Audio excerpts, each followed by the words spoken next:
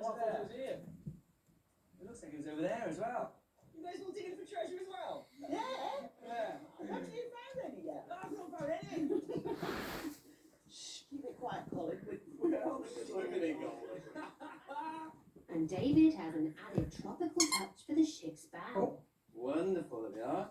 So we're just planting Trachycarpus, or the Chusan palm, and we've used it because, as you can see, it's really architectural, really tropical, pretty striking. I feel like it really does portray that desert island mentality. It's not going to get coconuts, but it's not far from it either.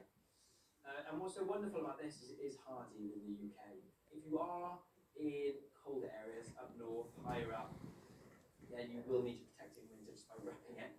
But most places